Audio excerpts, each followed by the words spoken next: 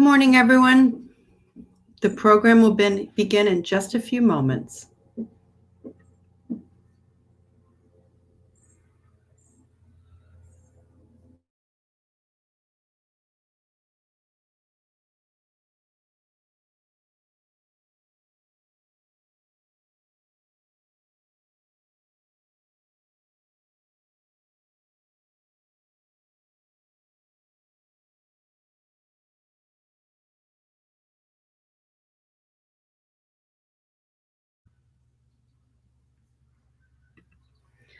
Good morning, everyone. I'm Sarah Bowman, Senior Director for Common Sense in Los Angeles, and you're here for our Parent Talk.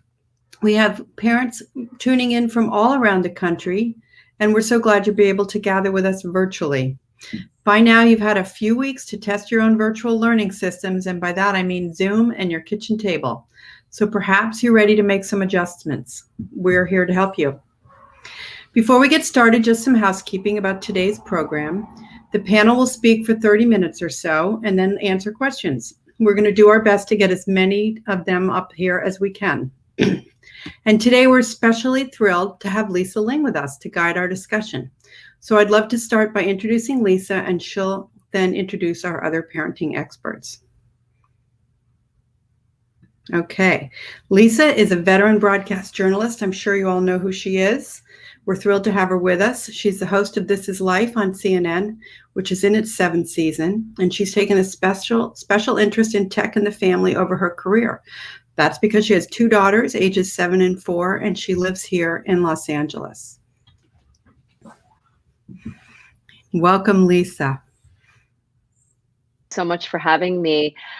Yes, I do have 2 daughters, 7 and 4, and if my 7-year-old barges in at some point through this, I ask your forgiveness in advance, but I know that most people who are watching can probably relate, because so many of us are homeschooling our kids or have our kids at home and are doing distance learning with them, and there are so many issues that have arisen for me and so many parents across the country and really around the world as we try and navigate this kind of uncharted territory. I can say that so far this term, distance learning has gotten a lot better than it was last term for my 7-year-old. I don't know how it's been for all of you, but we have 2 experts on this webinar today who are going to help guide us and try and implement best practices, because I know, I think it's fairly confident to say that most of us are feeling challenged, particularly the moms out there who I know are shouldering a lot. So let me tell you about our guests today, our panelists. We have Chrissy Elgersma, who is a senior editor of social media and learning resources here at Common Sense. Chrissy was an educator for 16 years, teaching all ages. She has a 10-year-old daughter who's probably also doing distance learning in another room in her house. She works as a writer for both the parenting and education side of Common Sense, doing social media, concerning social media concerns, as well as digital learning. So welcome, Chrissy, to you. We also have Dr. Dolly Klock, who is a family medicine physician and founder of Adolescents.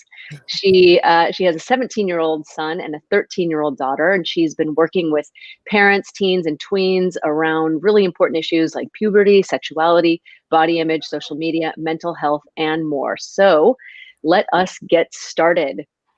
I want to welcome both of you, first of all, and knowing that you probably have kids in your home as well, I just want to ask you how you're both doing, and how's the distance learning going? Dr. Klock, I'll start with you.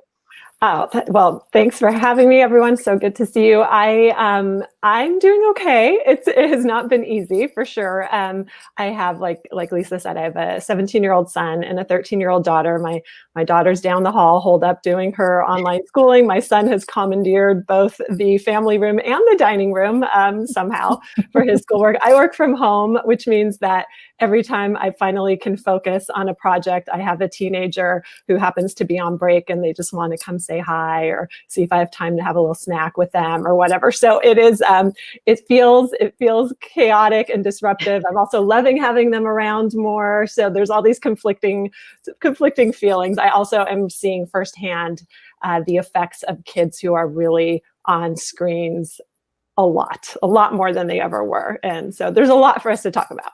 And I really hope that we can talk a lot about that today, because for me, before COVID, this was a big concern for me. And I really wanted to start a movement of parents who would band together to try and prevent our kids from having so much access to technology, because I've always believed that it has had a detrimental impact on their brains and on their mental health, because it's so unlimited. So we're going to be talking about that. But Chrissy, I want to get to you first to ask you just how things are going. How's distance learning going for you in your home?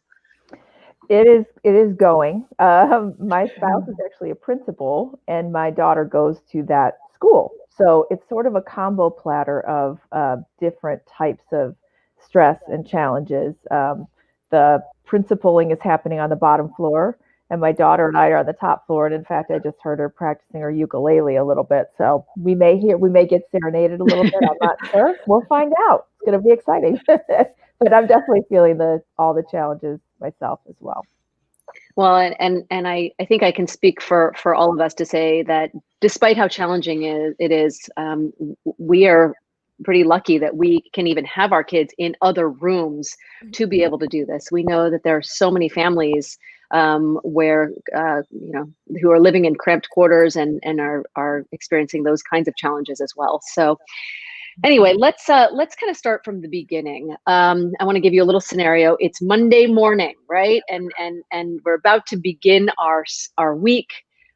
Where do we even begin, or where should we begin? And when I ask this question, I'm talking about the kind of schedule that we should have our kids on and motivation. How should we be handling that, Dr. Klock? Yeah, I mean, I think I'm all about sort of being prepared, setting ourselves up for success. Every back to school season, I post the same thing on my Instagram. It's a picture of my son's backpack at the front door. And so this is from, pre-pandemic times. And the slogan is on the floor by the door the night before. And so I think that our families have felt such a loss of the structure that normally comes with sending our kids to school. And so we still need to get ready. So maybe it's a Monday morning huddle, maybe it's a Sunday evening. What does the week ahead look like?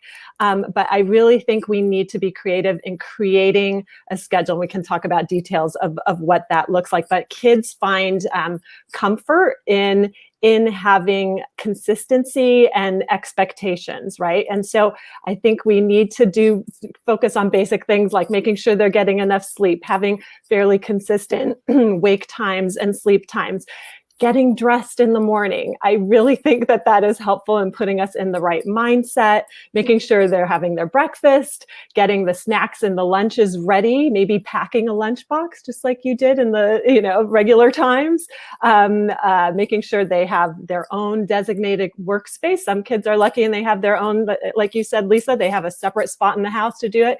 But if you're sharing space, just making sure that kids have a designated spot where they can do their schoolwork, and then just having the links ready and organized for their classes, having the passwords ready, just to minimize all the stress of that last second scramble of I don't know how to get online. And then there's so much that we can talk about in terms of minimizing distractions, and then just making sure they're getting breaks and they're getting exercise and time outside, and time for some kind of in real life personal interactions, whether it's with family members or a small group of friends. But they need structure. And Chrissy, I'll ask you the same question. How do we maintain that schedule and keep our kids motivated when we're all kind of operating in this within the confines of one unit? I echo everything that Dr. Klock said. I think that regularity and the boundaries around time and having expectations around how the day is going to go and routine is extremely important. And then, just some small things like having a sign on your door when you are inaccessible. My daughter actually crochets, so she crocheted a little sign that has a happy face and a sad face, and I can flip it around. So if I'm inaccessible, I'm in a meeting, then it's a signal to her it's not a good time to come in.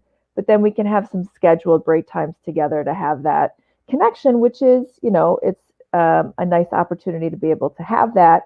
I would also add, if your kid has other devices, they should surrender those at the beginning of the day, and not have them in their workspace, because that can lead to a lot of distraction.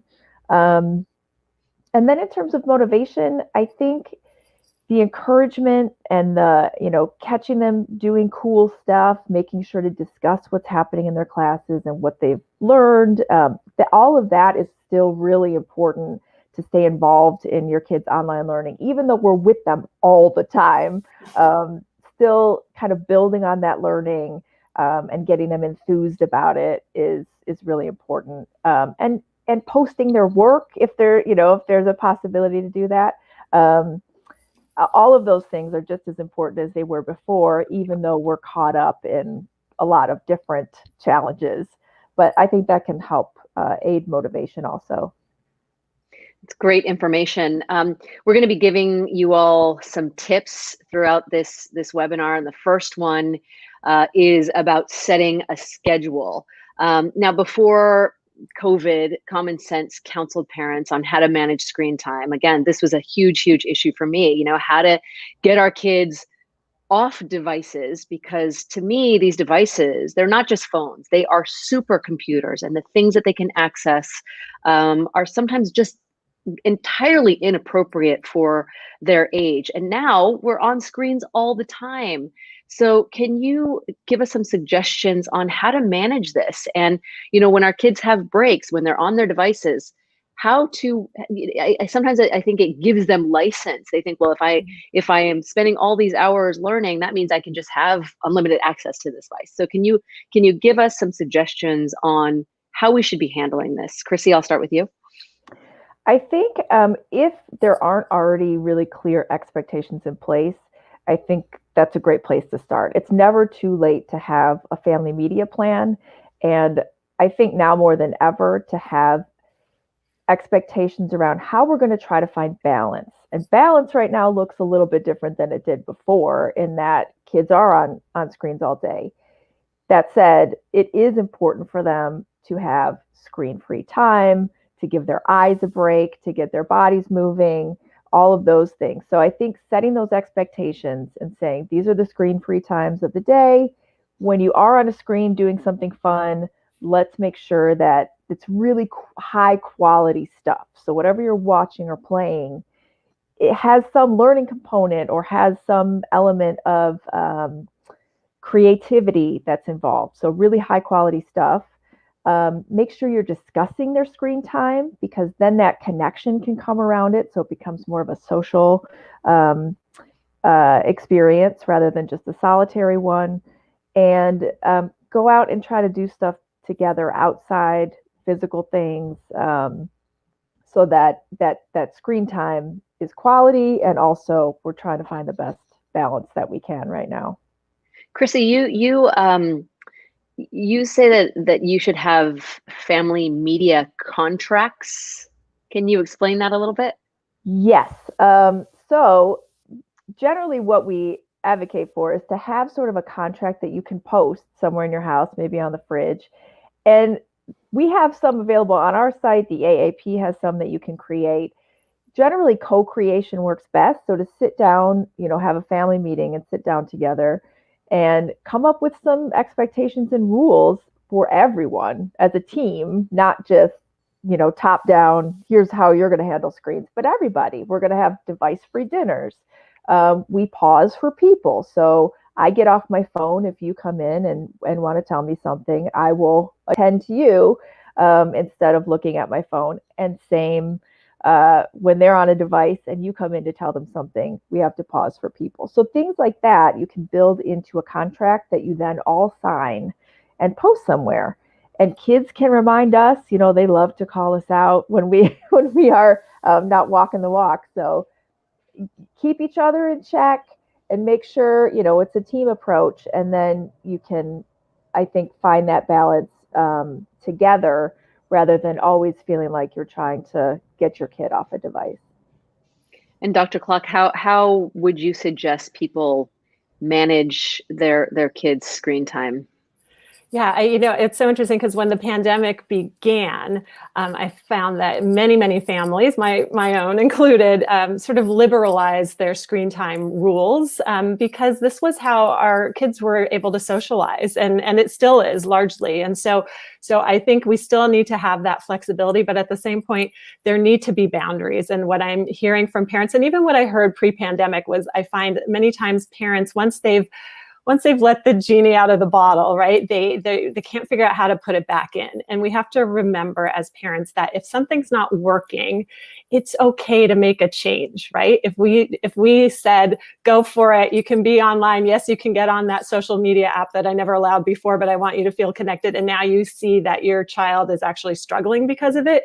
You can sort of try to put the toothpaste back in the bottle. You really can. And so when I talk to parents about it, just echoing what Chrissy says, it's really about striking that balance. And I find that it's helpful to involve kids in this decision making to some extent, remembering that you are the parent, of course, but to really sort of, again, it comes back to that schedule a little bit. Look at, like, this is how much sleep we're supposed to get, which if you're an elementary schooler is 9 to 12 hours. If you're a teen, it's 8 to 10 hours. This is how much time you need for school, for homework. You need to get an hour a day of exercise. You need to have some time outside, some time with real friends, some, help around the house. We're going to have this much time set aside for our dinner. And then what's left? How much time is left? And how are we going to structure that time? And if that's your recreational screen time, then what is it? Because it's really the content that's so much more important than the amount of time or the actual platform that they're on. And so really making sure that screen time is social, right? Or that it is creative. There's a big difference between mindlessly scrolling through Instagram and, FaceTiming with a friend while you're baking cookies together, or even maybe online gaming with friends where you're being super social and playing Minecraft or something like that. So finding that balance is the most important thing. I know something that's important for you, Dr. Clock, is talking about the myth of multitasking. Mm-hmm. Can you comment a bit about that? Yeah. So this is really important because our kids think they're so good at it, right? And so what happens is they're online, they're doing their homework, or maybe they're even in class, and then they have a second screen where they are chatting with their friends, or they're gaming or something. So they're trying to do multiple things. And I think parents get so frustrated by this. And by the way, parents try to do this multitasking too. The way our brains are designed is such that we cannot do two cognitively complex tasks simultaneously. So you can walk down the street and chew gum at the same time because neither of those are cognitively complex tasks. But if you're trying to be in a classroom while you're chatting, what you're really doing is switching tasks in your brain. And so that's doable, but it comes at the price of efficiency. And so where I see this a lot is, and this was even pre-pandemic, is the kid who it's taking forever for them to get their homework done.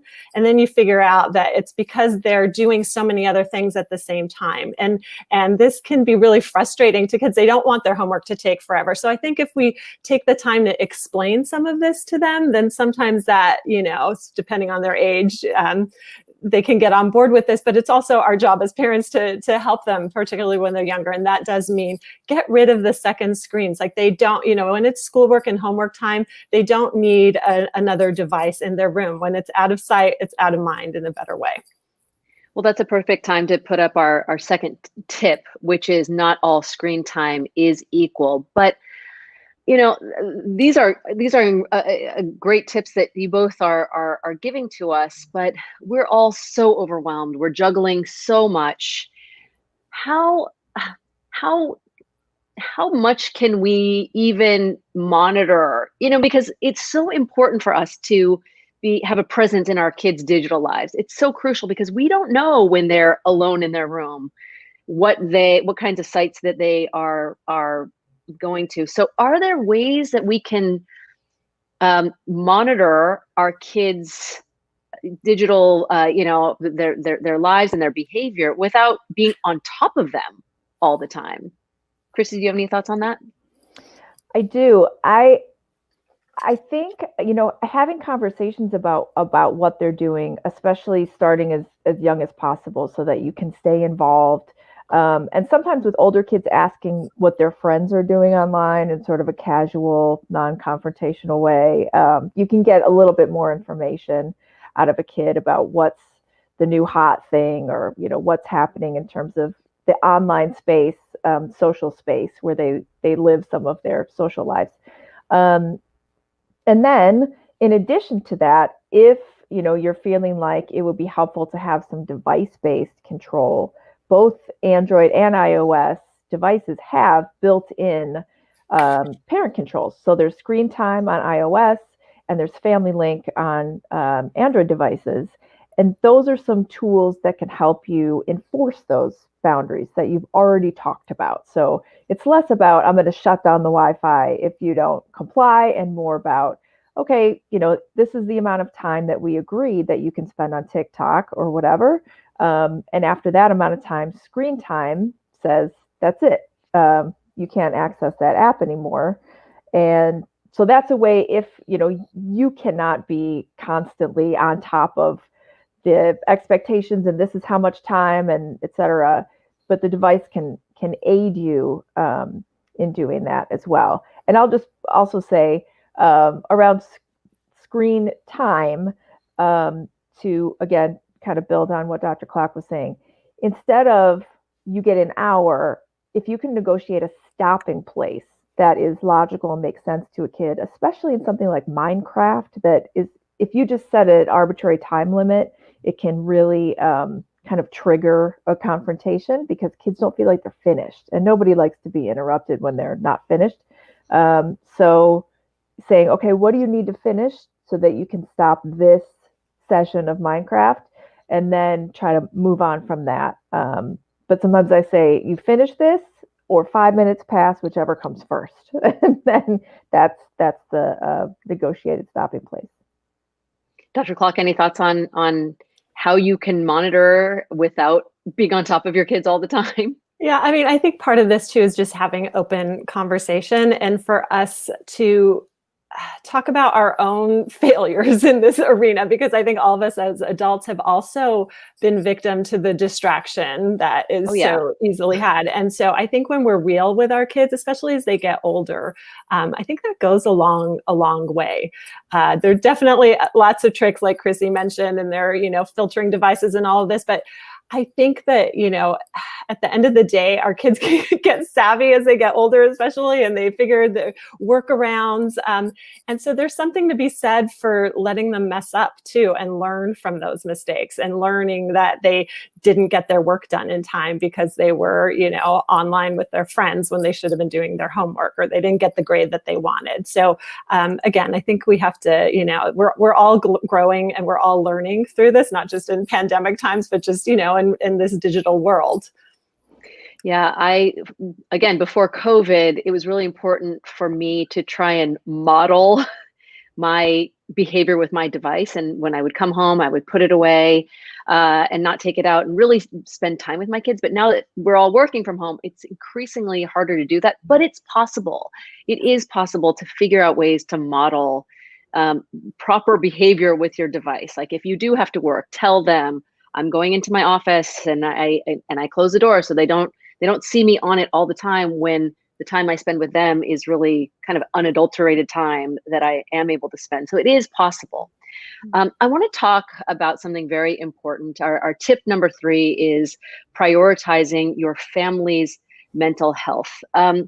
Dr. Clark, I'll start with you. We've been talking so much about mental health these days. I mean, there's just so much that's going on, and so much uncertainty, and our role as parents is to try and provide comfort, right? And take care of our children. But yet so many of us feel like we don't know what's going on, right?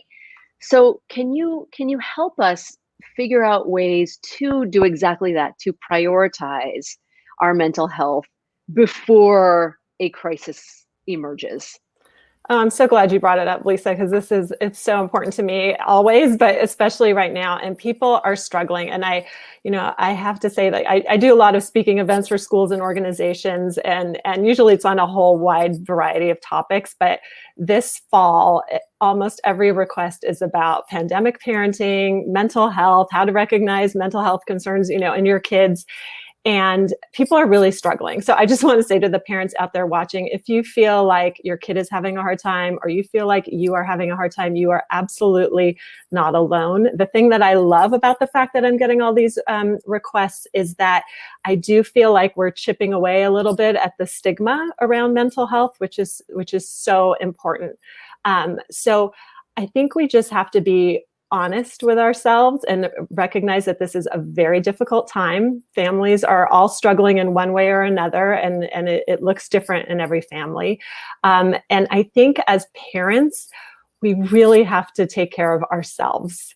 And that, parental self-regulation, emotional self-regulation is so huge, always. It always has been. And parents are really stressed right now. They're stressed about the pandemic. They're stressed about all the social justice issues that have come up. The political scene, the virus itself, everything, kids online learning. And so I think we need to make sure that we're getting enough sleep so we can help regulate our emotions, make sure that if we're really struggling, that we're asking for help.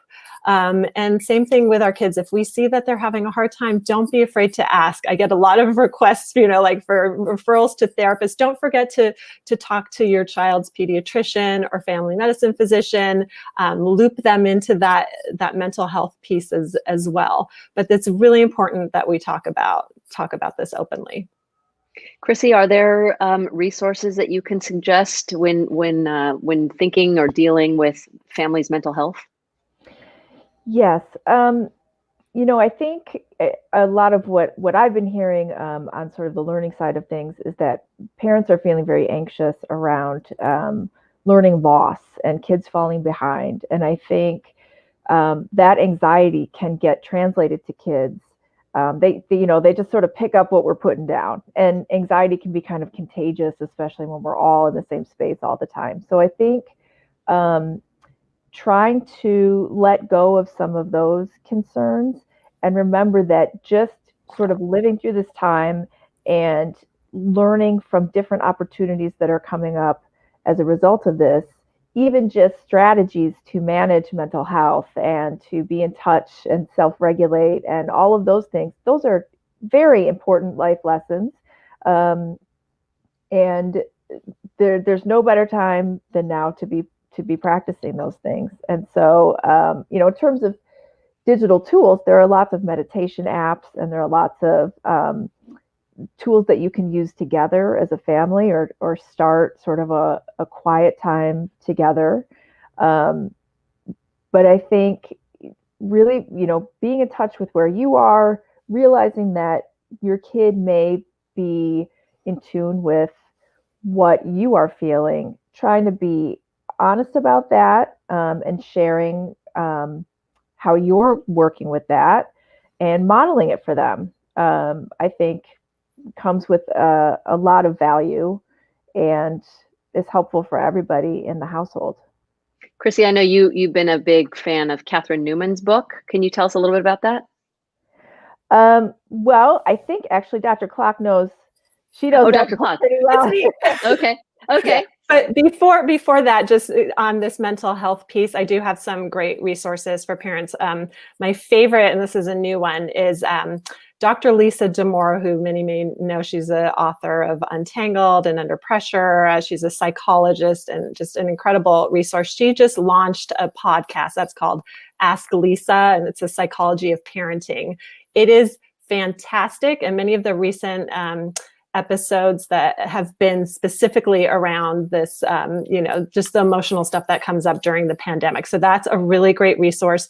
Another good resource is Child Mind Institute. There are lots of articles on there that I think could be really helpful to people. And a third is, especially if there are any school administrators on here, there was a documentary came out a couple years ago called Angst. It's distributed by IndieFlix. It's a fantastic conversation starter. It's all about kids and anxiety. So yes.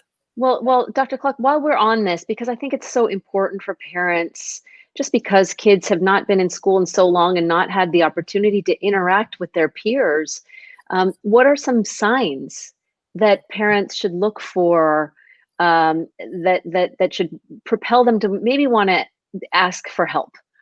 Yeah. Okay. That's a great question. There are many things to look for, and any one of these alone is not it. First of all, the number one thing is, as a parent, absolutely trust your instincts. I will always value a parent's instincts. If you think your kid is in a deep, dark place, please get help. Call your pediatrician, family physician, mental health professional, and get them some help. But there are certain things that you can look at. Sleep disturbance, if they're not sleeping well, or they're sleeping much more than usual.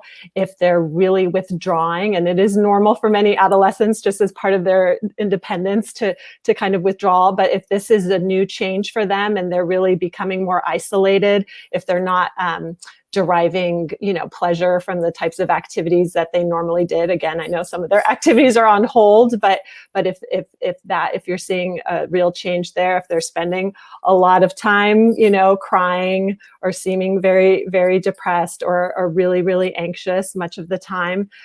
Some kids will present, when they're struggling emotionally, they present with physical symptoms. So if they're having new stomach aches or new headaches, obviously you're going to go, have them seen medically to evaluate that. But sometimes that could be a sign that there's something going on emotionally. A big change in their grades. Absenteeism. So these are the kids, not just the kids who complain about going to school, whether it's in person or online, but the ones who just outright refuse to do so. New substance use, or an increase in substance use. Many kids and adults will actually self-medicate, as a way to deal with their undiagnosed mental health issues.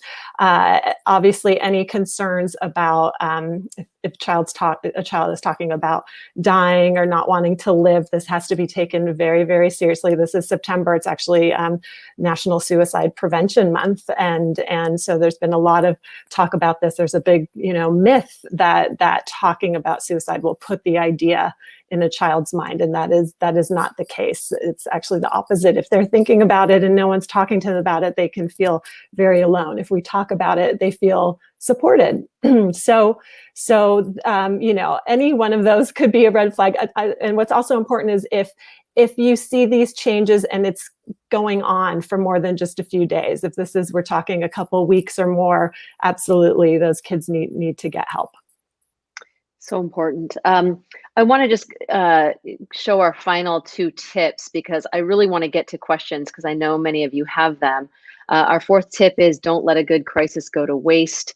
There are so many resources that are available to parents, and if you go to Common Sense, you can find a multitude of resources, and we really encourage you to do that. I mean, Common Sense has been like a Bible for me when I have questions about so many different things. And our last tip is Wide Open School. Chrissy, can you talk a little bit about that idea of wide open school? Sure. In partnership with some other organizations, we have created a website, Wide Open School, which curates lots of free resources in different subject areas, and has tips for parents, has tips for teachers around distance learning. So it's a great resource. There's a daily plan that you can check into. So if your kid needs anything supplemental, if they don't have a set curriculum through their school, it's a great place to go to look for free educational resources.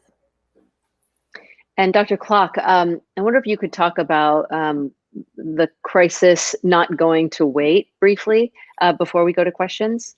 Yes, I mean, I think that Chrissy mentioned earlier about there's so much concern about educational loss, academic loss. But I see that we have such an opportunity right now with our kids around more to teach them some really basic life skills. And this is to your question earlier about the Catherine Newman book. So there's a great book for kids that just came out a couple months ago, and it's called How to Be a Person by Catherine Newman.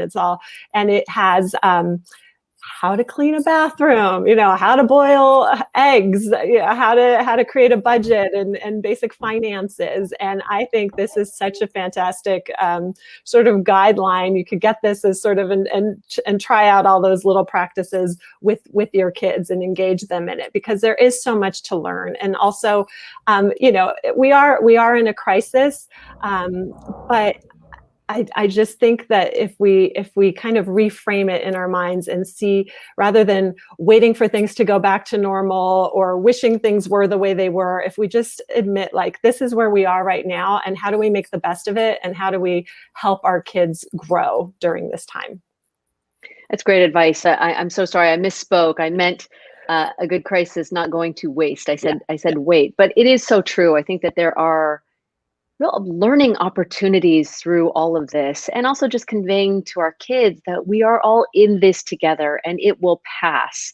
And even the prominent psychologist from Harvard recently told me that it's really also important to just ask your kids how they feel about everything that's happening. That actually made me really emotional, because I really haven't done a good job about asking about how they feel about being in the midst of a pandemic or these social justice movements that are happening. We've been talking around it and trying to tell them almost, about almost how to feel when we really need to validate and acknowledge their own feelings. So I think that's something that's really important to do.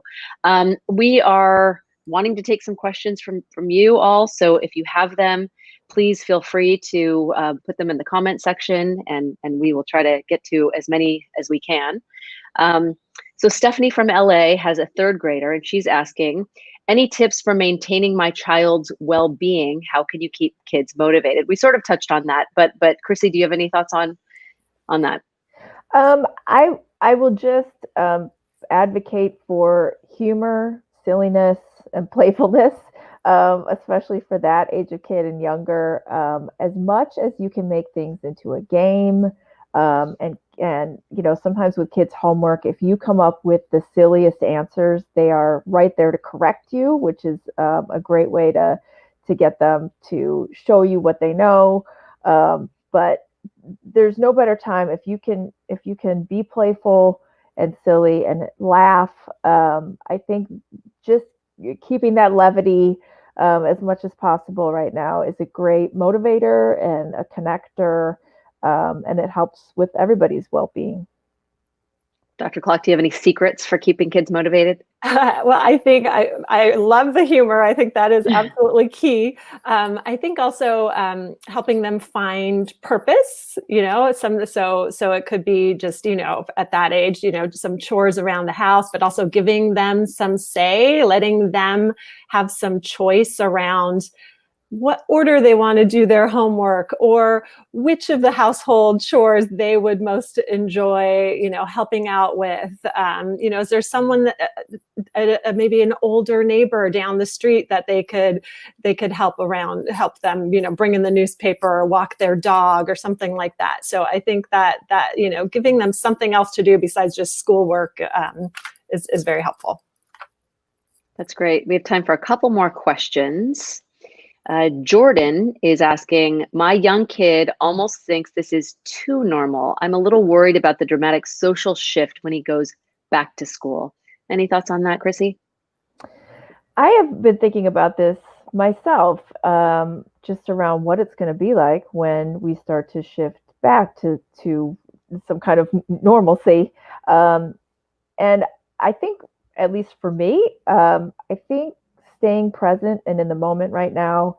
And if this is feeling normal, I think we can run with that ball right now. And when we get to a place where it's time to go back, I think we cross that bridge when we come to it. And I'm not sure if I would like to hear what Dr. Clock has to say, but I think that's where I am at on that. It's just sort of staying present and in the moment is the best coping strategy for me right now. I'm curious about what Dr. Clock would say about that too. So, well, I will tell you that it's so interesting, because there are kids who are really, really missing out on the social piece. And there are others who are maybe a little bit naturally more introverted who are pretty comfortable in the situation. And that's not necessarily a bad thing. I think, we need to take the cues from the kids to some extent. And if they're doing okay right now, I think that's great. And they don't necessarily need to have a huge pile of friends. If they have, one friend, or even if they're younger, even a sibling that they're really connected with and they're having some chance for socialization there, I wouldn't be so worried right now. I do think that it's going to be an interesting adjustment when we sort of re-enter for the kids and the adults alike. And to Chrissy's point, we'll deal with that when we get there. I think if parents are concerned that their kids are a little too comfortable and are, not wanting to reach out socially, then there are ways for parents to help scaffold that a little bit. Maybe it's just a matter of, if there's a way to safely outdoors have another small family gather or one other friend over, and sort of help our kids sort of re-enter the world socially. But if they're feeling okay and they are getting some kind of in real life interpersonal interactions going, I wouldn't be too concerned about it. Yeah, we've been having little play dates with very few kids, socially distanced, and it's really made a huge difference for kids to be able to just interact with a few people and have a little triangle or circle. We have time for 2 more questions. Let's see what we have. Paula from LA has a 4th grader. How can we be more confident that our children are retaining new material they learn? And what specific curriculum should we emphasize given the current state of our country? The current state of everything. Yeah. Yeah. How do you think kids are retaining what they're learning when they're doing distance learning versus in-person learning? I definitely think there is a big difference. In school, kids are taking cues from each other and they're discussing, and they're, it's a whole different energetic difference, and it's a different experience, obviously. Again, I would just return to the point of not putting too much pressure on kids or yourselves to make sure that their academic achievement is at whatever status you feel it needs to be. I think take it easy on yourself, take it easy on your kids.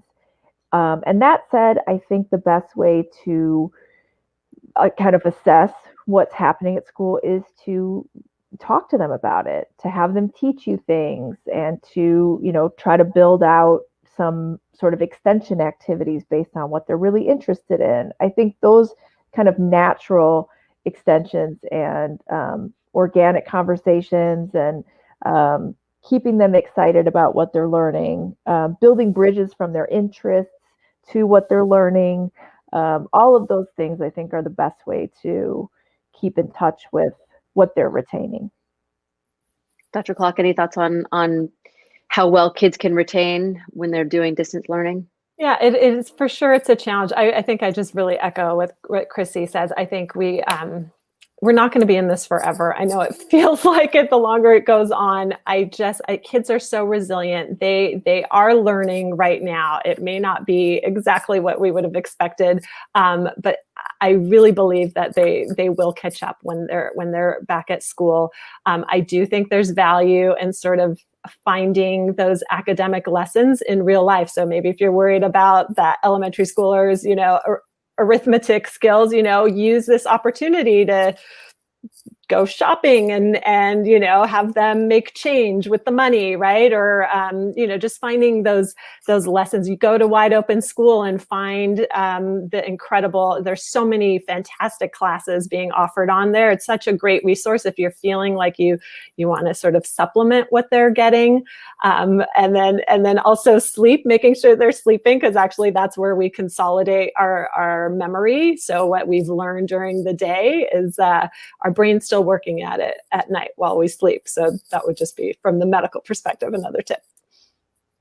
Well, Chrissy and Dr. Clock, we are about out of time. I just want to thank you all for sharing this invaluable information. And for those who are watching right now, I'm sure that you are going through periods of anxiety and just feeling challenged, but just know that we really are all in this together, and you are not alone, and that there are so many resources. If you just go to commonsense.org, you can find out about so many things, and it can direct you to whatever you're looking for. So please don't forget to seek that resource out. Chrissy, Dr. Clock, thank you so much for taking the time to be with us today, and thank you all for tuning in. Have a great day. Thanks, everyone. Thank you. Thank you.